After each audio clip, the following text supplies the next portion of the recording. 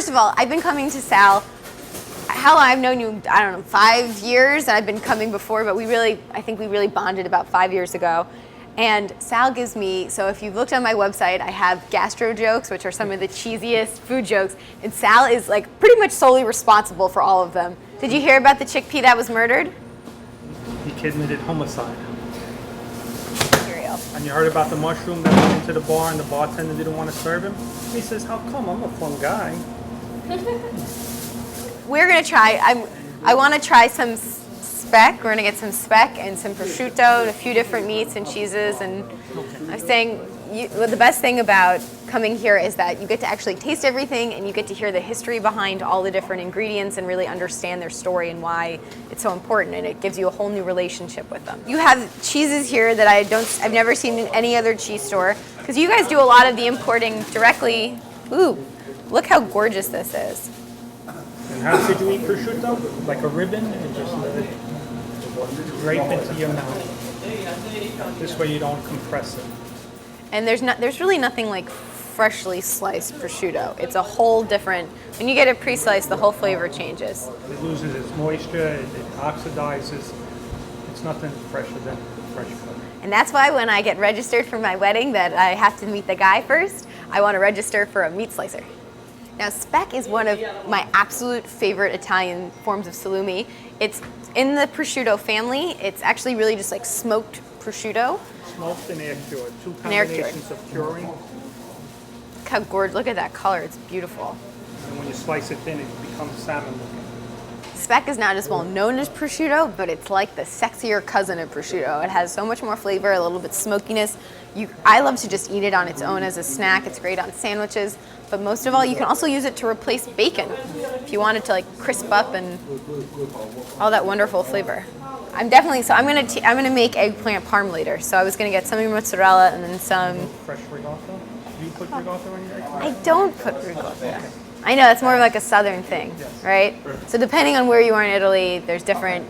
Like the southern lasagna has ricotta, the northern lasagna doesn't. It has bechamel, which is I like a lot better because it's a butter sauce. It's a butter cream sauce. We're going to show you the Parmigiano Reggiano, and then we're going to show you two wonderful cheeses, being that you're going to Alto Adige.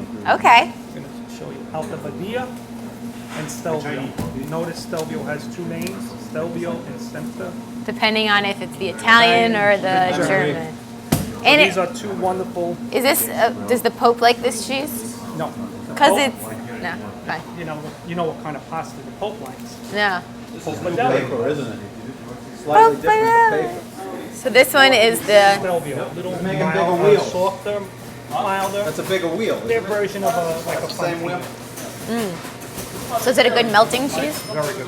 You make garganelli pasta. I love garganelli. I've made garganelli. Yeah, it's a roll on the gnocchi board.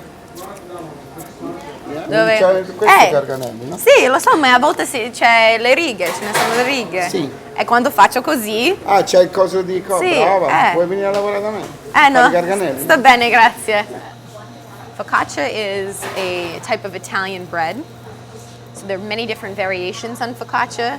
There's really flat, schiacciata focaccia. It's like really, it's great for sandwiches. This is sort of similar to pizza, but you can also, it's great for snacking. I like to put a little meat on top of it.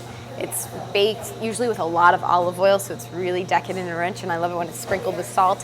You can put anything on top of focaccia. Potatoes, olives, rosemary, so many wonderful flavors.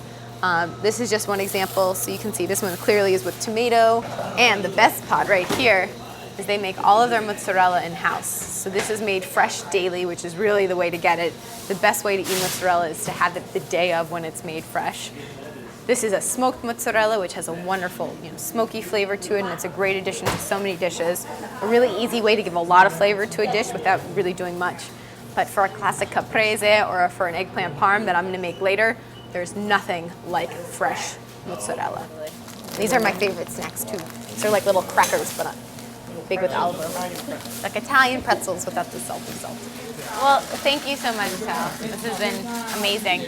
So now everybody knows if you want to get the best and really learn about all of the best Italian products, you come to DePaolo's.